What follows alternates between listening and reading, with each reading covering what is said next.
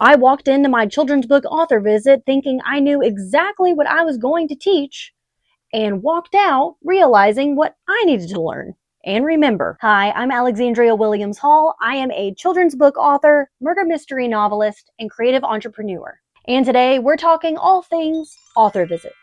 As a children's book author, our job is not just to educate or engage little readers, we also need to find ways to entertain them through, of course, our love of reading and writing. I have been a children's book author now for going on 2 years. My series, Gidget the Pretty Kitty Detective, will actually be having its publication birthday that we're going to celebrate this February of 2026. And like you can see here, and like I've spoken about before in other videos, I do have 3 books in the children's book series, and I'm currently writing my 4th one, and will be working with my illustrator later this year to release that. I published the first book in my children's book series back in February of 2024. That was definitely one of the most important days, I will say, in my career, and I will never forget how excited I was and how joyful it was to finally hold the book in my hand that I had been working so hard on. But so that we move forward with a relationship based on transparency. Did I know anything about marketing children's books, the business side of it, how to engage and grow your audience, how to get people excited about the book you have just poured your heart and soul into, the ins and outs of children's book author visits and what I needed to take to be prepared? No. No, I did not.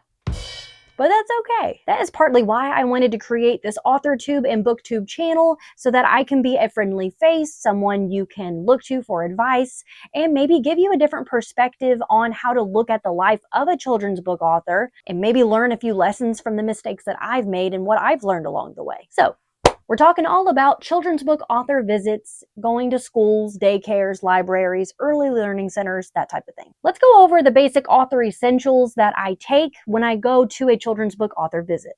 First things first on the list, my hat, my dashing detective's cap. And some of you at home might be wondering, Alex, why do you look like Sherlock Holmes? Well, my friend, I'm glad you asked. My children's book series, Gidget the Pretty Kitty Detective, was loosely based on Sherlock Holmes' classic mysteries. Except clearly, it's based off of real-life pets, and instead of solving murder, they solve, well, other things. Essentially, my children's books are detective stories for kids. They are solving mysteries, finding clues, and learning important lessons of life related to friendship, self-confidence, and kindness. And my main character is based off of my real-life pretty kitty, Gidget. She is a Persian kitten that I found when I was in grad school. And to me, her main character really looks like Sherlock Holmes if Sherlock tended to wear a lot of pretty pink bows, purple accessories, and was small, cute, and fuzzy. Let's get back to the list of things that I usually take when I go on a children's book author visit to a school. You can't truly call yourself a detective without your detective cap and, of course, your spyglass.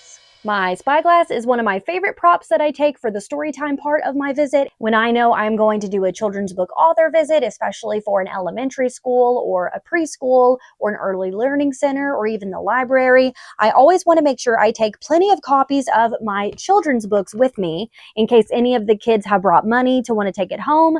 And sometimes the schools and the libraries will want to purchase a copy so they can have one for their shelves as well. As part of my author visit, I always include a game related to the stories that I wrote. So for my character, for Gidget the Pretty Kitty Detective, it only seems fair and appropriate that I create a junior detective game for the students so that they get to play the detective as well. We take the little clues and hide them all over the classroom for the kids to find while I play fun detective music. But a fun part of the game that they really enjoy is they also have to find Marple Mouse somewhere hidden in their classroom or in their library. She's usually hiding in the bookcases because we know that Marple loves to read books, especially if they're about cheese. Marple's always getting into trouble somewhere.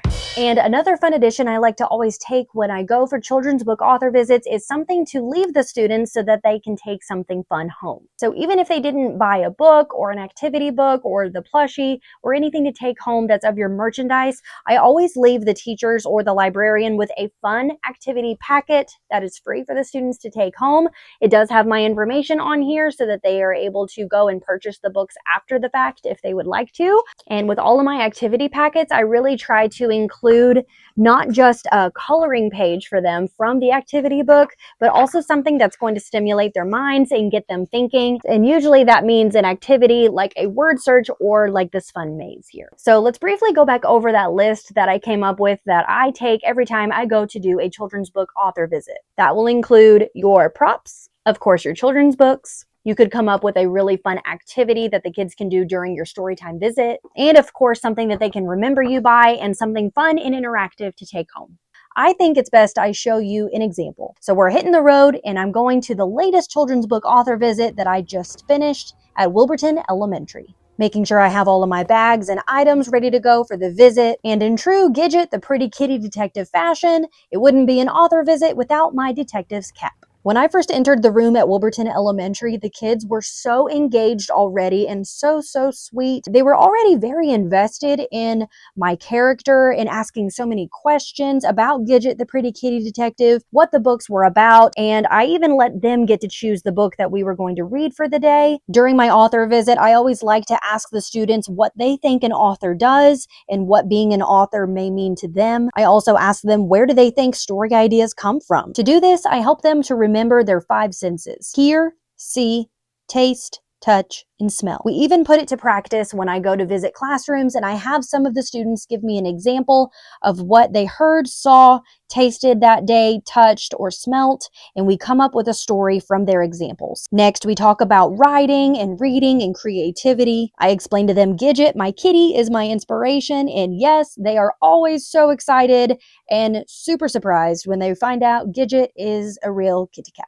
And then, of course, after story time, we talk about what we learned. Then it's time for what I love to call the junior detective game.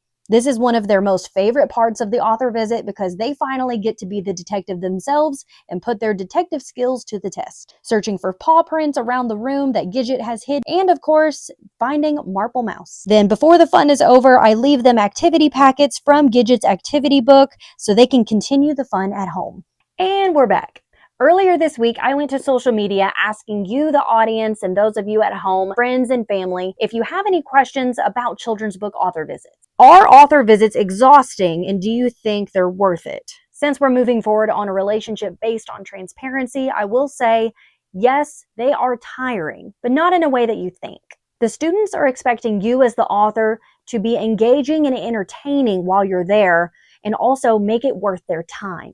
So yes, it takes a lot of hard work to prepare for an author visit, but author visits themselves are not difficult. But it's like that old saying, nothing worth having or worth doing that's good is ever easy. Back to the idea of are they exhausting? I will say it depends on how many students I see that day. Sometimes I go into a school and the principal or the teachers will have me just visit one classroom with up to maybe 20, 25 students.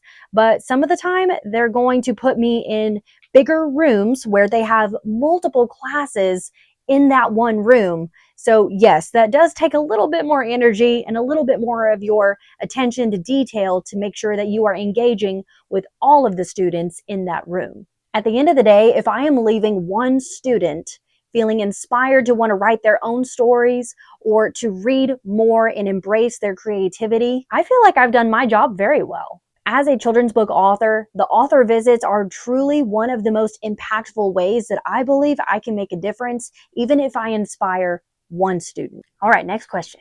Are author visits worth it from an author business standpoint? You almost have to ask yourself a simple question, but goes pretty deep. Why do you put in the time, energy, and money to be a children's book author? Are you publishing books just so you can have another way of income? Is it a way for you to express your creativity? For me, I've always known I wanted to be a writer since I was 5.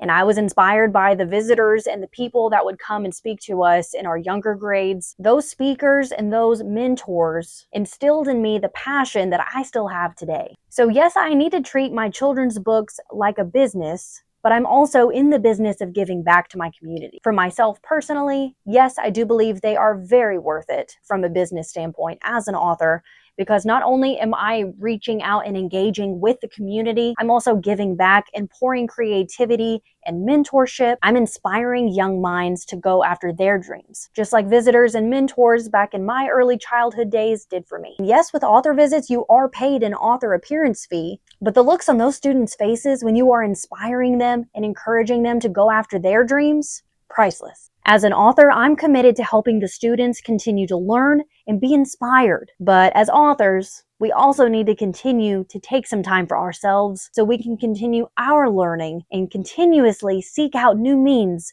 of inspiration for our writing. Yes, Gidgy. That's right. If you've made it this far in the video, please give me a thumbs up and subscribe to my channel for future bookish and writerly content. You can shop my children's book series, Gidget, the Pretty Kitty Detective, on Amazon and on my personal website. I will have a link down in the description below. Continue to look for inspiration. And as always, keep your pen moving and your creativity brewing. Bye!